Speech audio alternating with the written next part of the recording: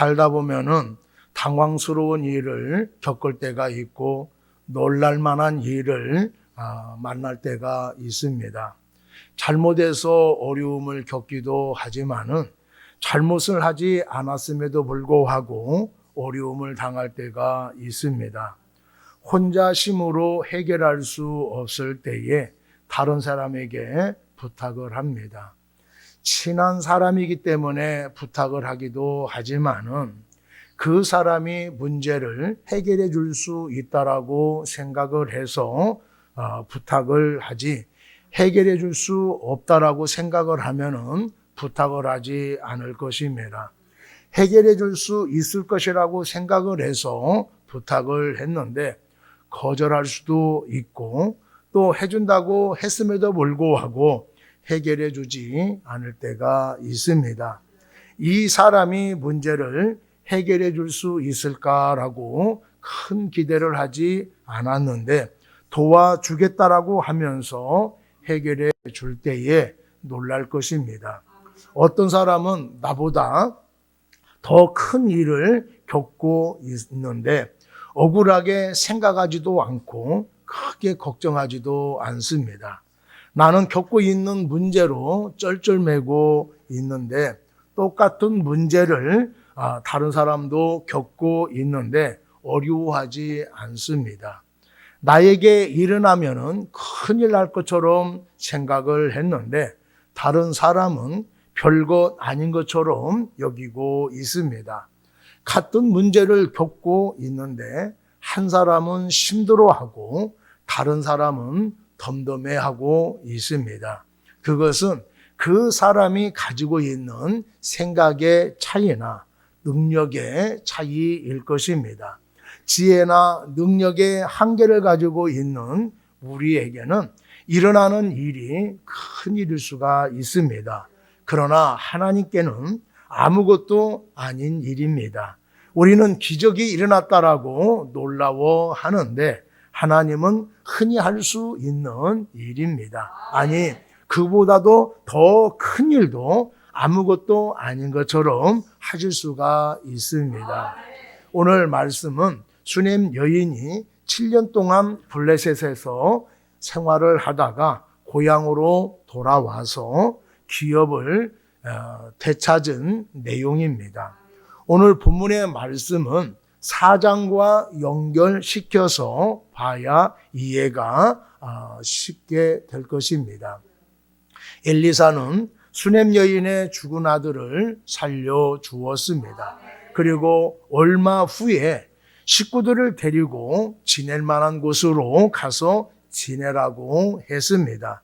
엘리사가 말한 대로 온 가족을 데리고 블레셋 땅으로 가서 7년 동안 살다가 돌아왔습니다. 다른 사람이 집과 땅을 사용하고 있었는데 돌려주지 않았습니다. 억울함을 호소하기 위해서 왕을 찾아갔습니다.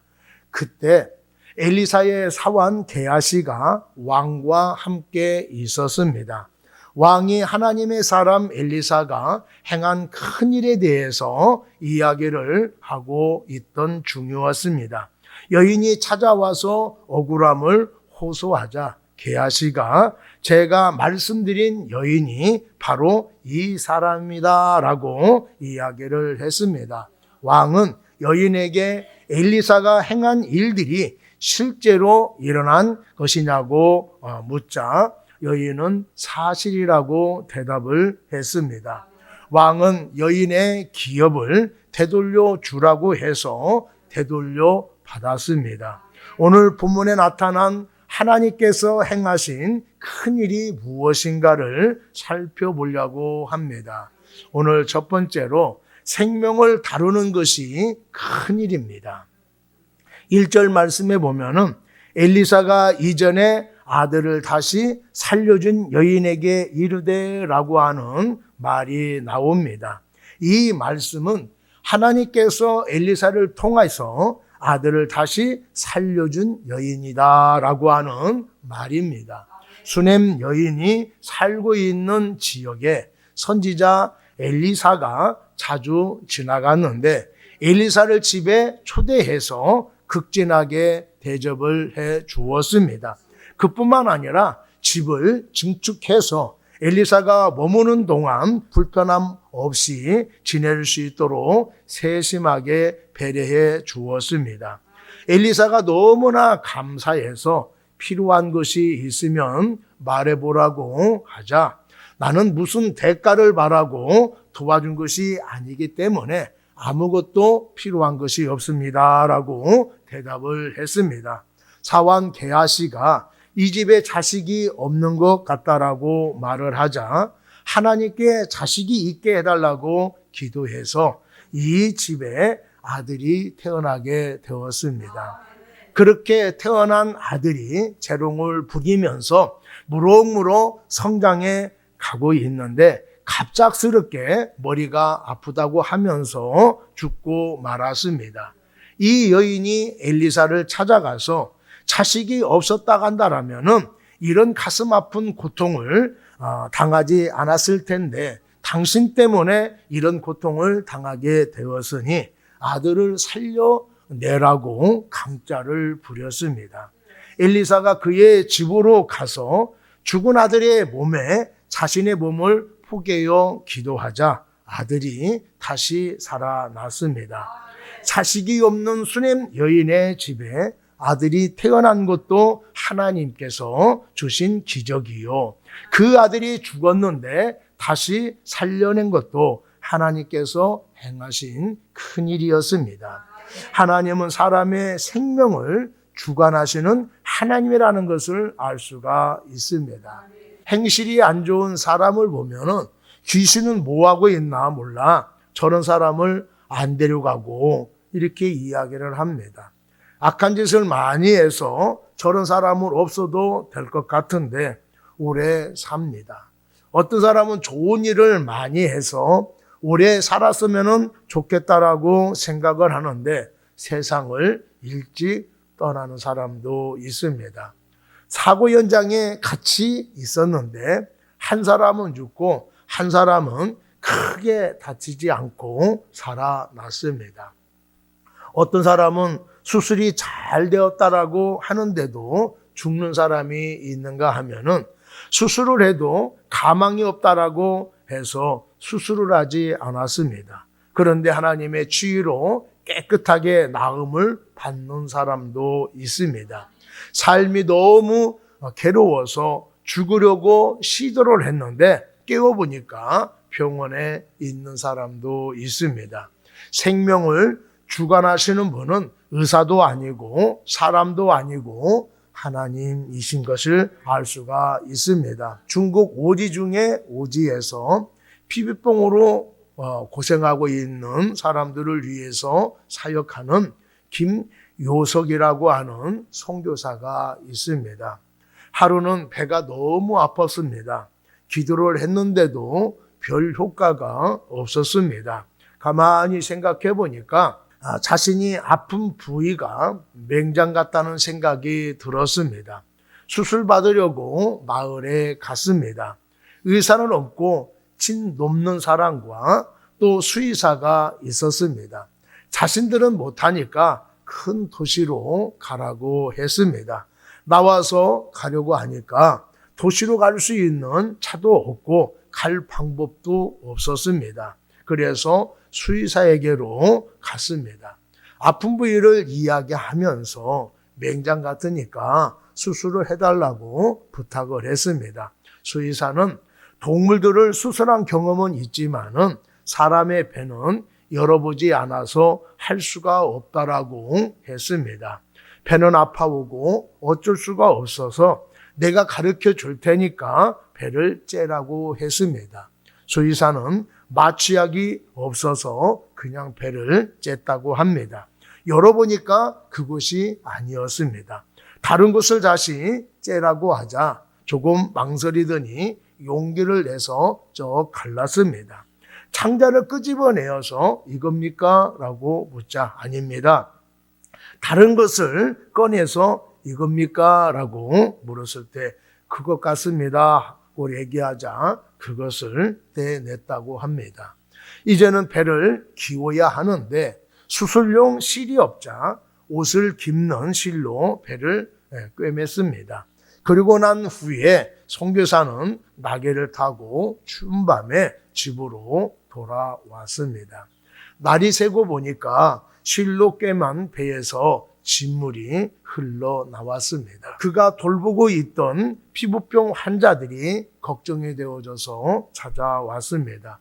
진물나는 손으로 선교사의 아픈 배를 어루만지면서 우리 선교사님 살려주세요. 우리 선교사님 살려주세요. 라고 기도합니다.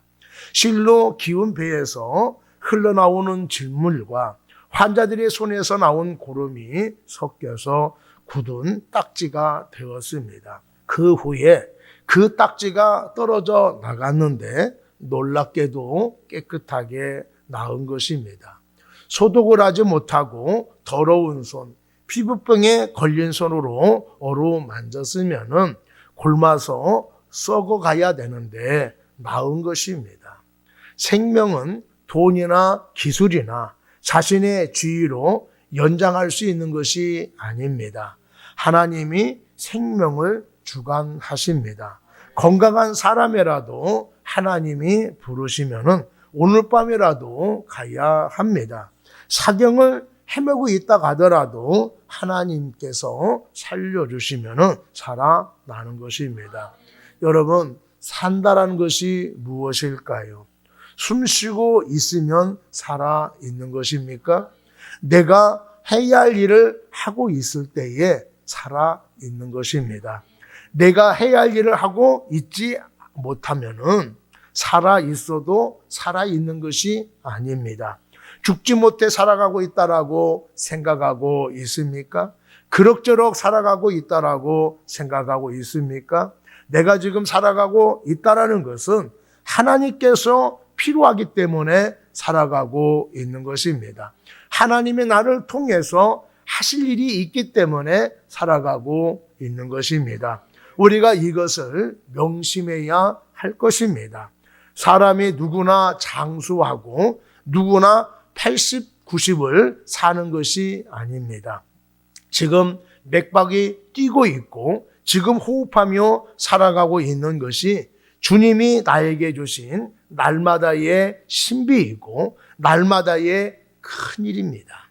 지금 나에게 생명이 있음이 큰일이고 내가 지금 살아가고 있는 것이 큰일인 것이지요. 하나님의 크나큰 은혜와 은총 가운데 살아가고 있는 우리들이 생명의 근원이신 주님의 기대하심에 따라서 가정과 교회와 사회에서 해야 할 사명을 깨닫고 살아가야 할 것입니다. 어떻게 살아가고 있든 살아있다라는 것에 감사하시는 여러분이 되기를 바랍니다. 두 번째로 필요를 채워주시는 것이 큰일입니다. 수넴 여인은 그 당시 상당한 지위와 재산을 가지고 있었던 사람이었습니다. 그런데 하나님의 사람이 말한 대로 가족과 함께 블레셋으로 떠났습니다. 부족함이 없이 잘 살고 있었는데 갑작스럽게 가족과 함께 떠난다라고 하는 것은 쉬운 일이 아닙니다. 그런데 떠나고 난 뒤에 얼마 안 있어서 극심한 기근이 들었다라고 말씀을 하고 있습니다. 1절 한번 보겠습니다. 너는 일어나서 내 가족과 함께 거주할 만한 곳으로 가서 거주하라.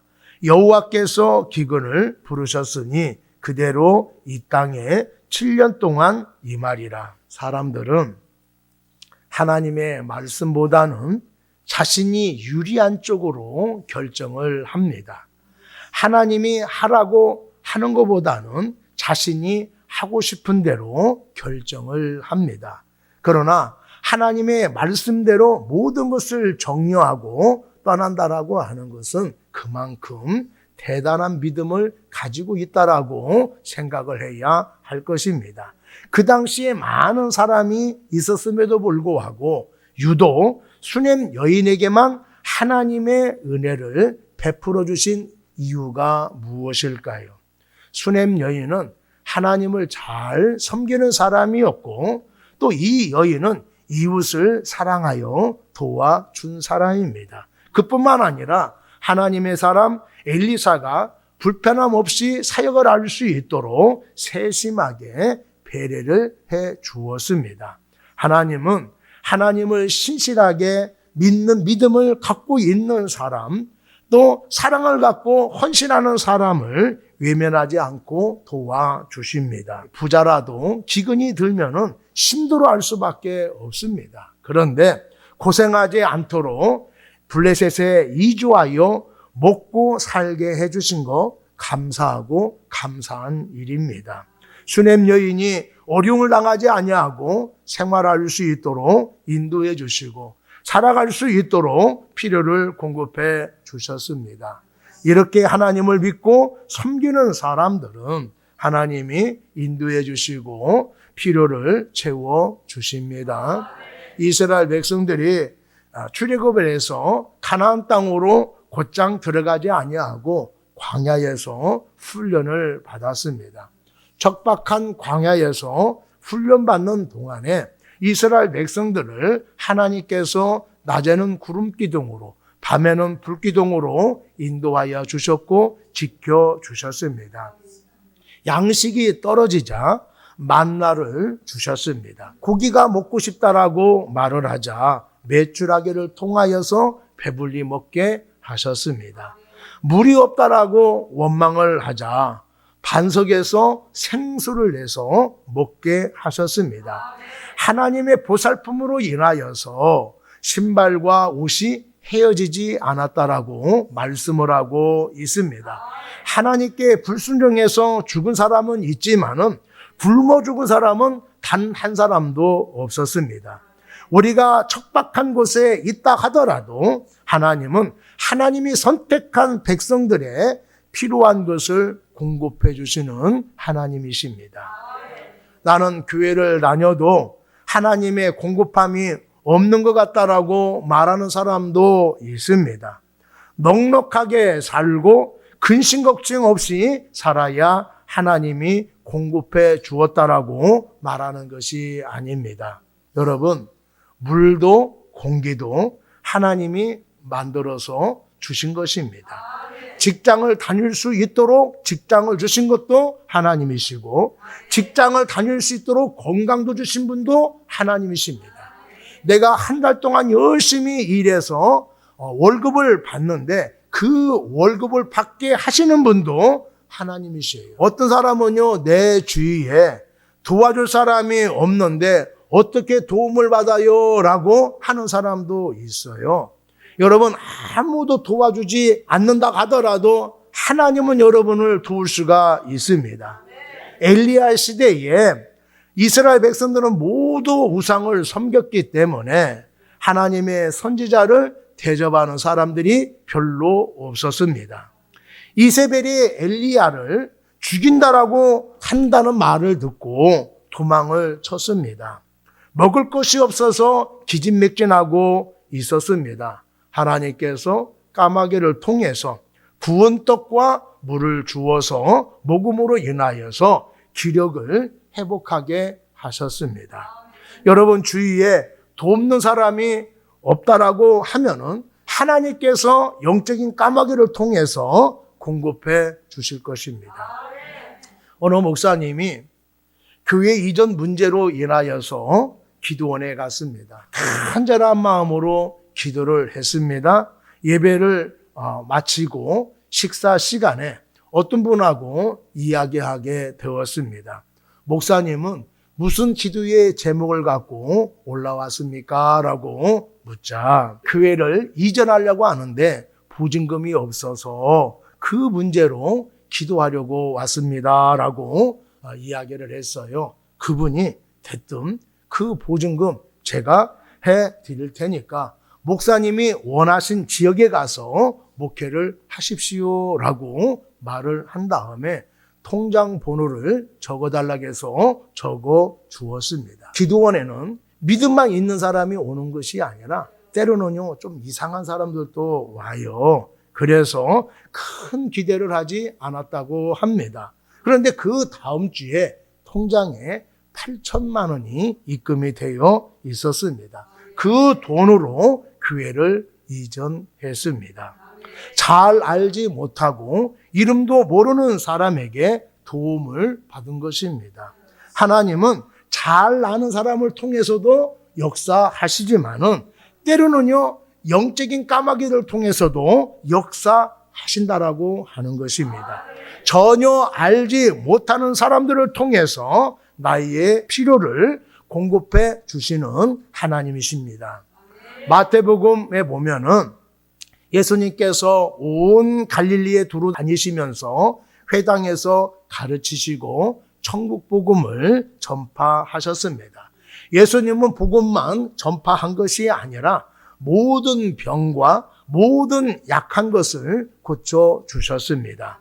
이런 소문이 온 수리아에 퍼졌습니다. 사람들이 모든 앓는 자와 귀신 들린 자, 간질 들린 자, 중풍병자들을 데리고 왔습니다. 예수님께서는 늦은 밤까지 일일이 다 고쳐주셨습니다. 영육간에 굶주린 자에게 말씀과 양식을 주셔서 배부르게 해 주셨습니다.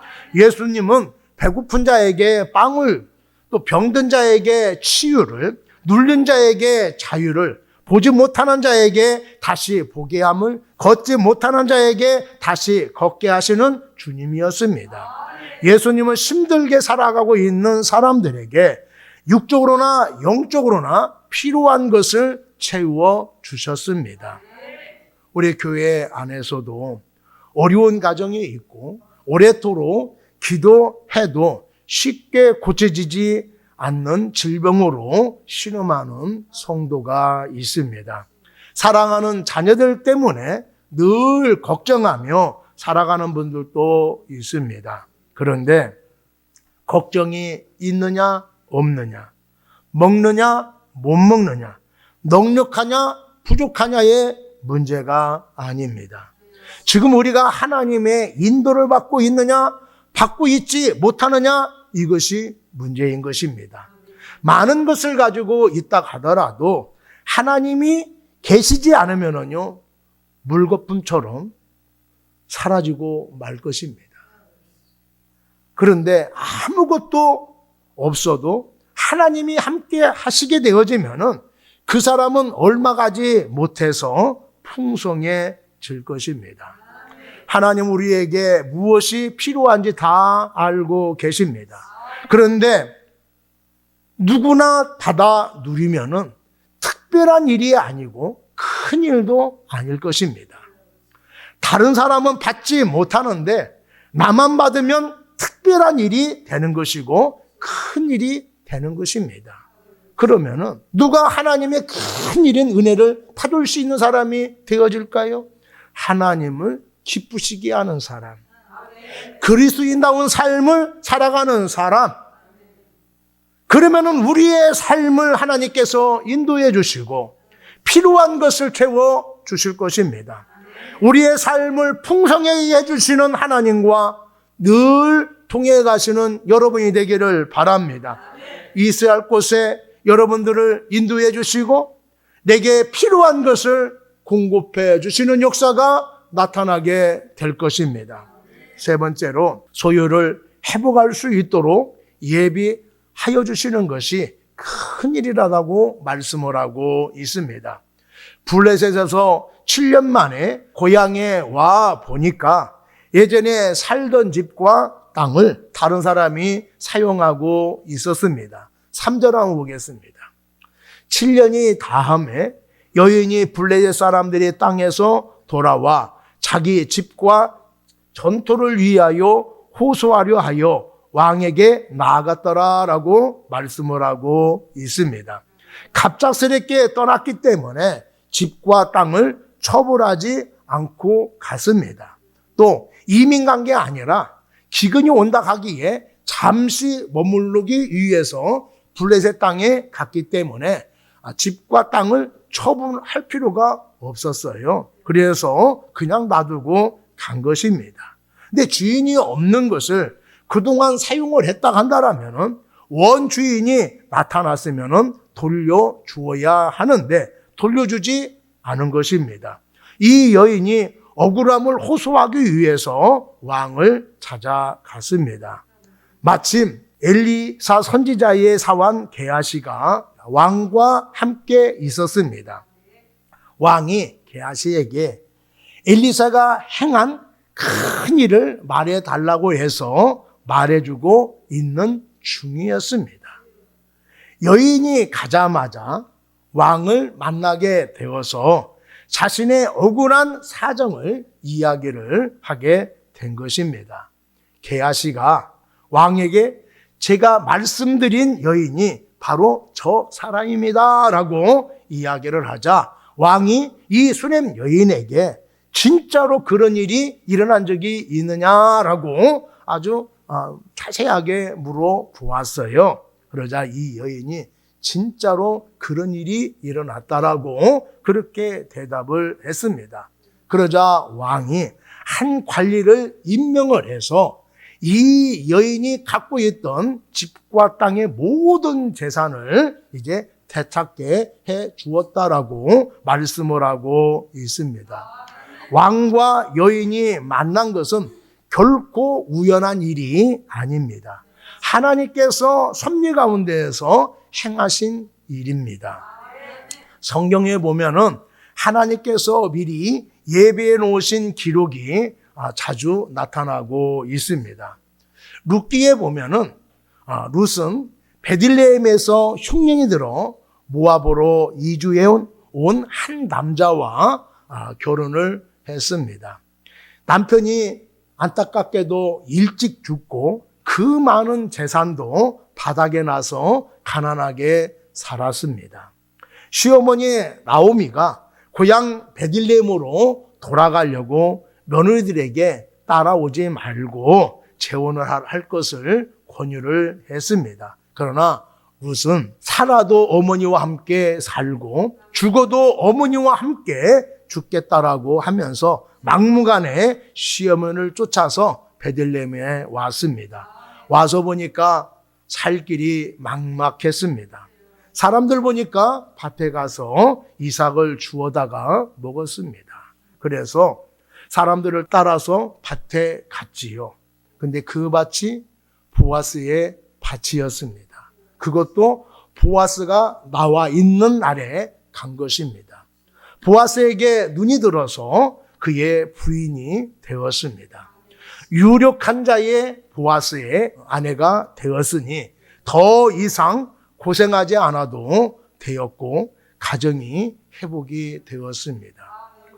두 사람으로 결혼으로 끝나도 해피엔딩인데 여기에는 엄청난 하나님의 예비하심이 숨어 있었습니다.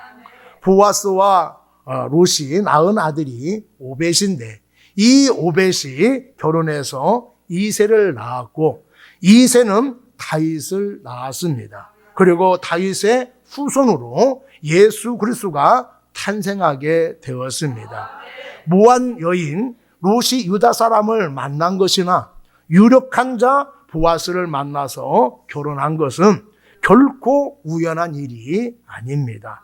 하나님께서 두 사람을 만나도록 섭리하셨고 그 혈통을 통해서 득생자 예수를 이 땅에 보내시려는 계획 가운데 모든 일들이 진행되었던 것입니다.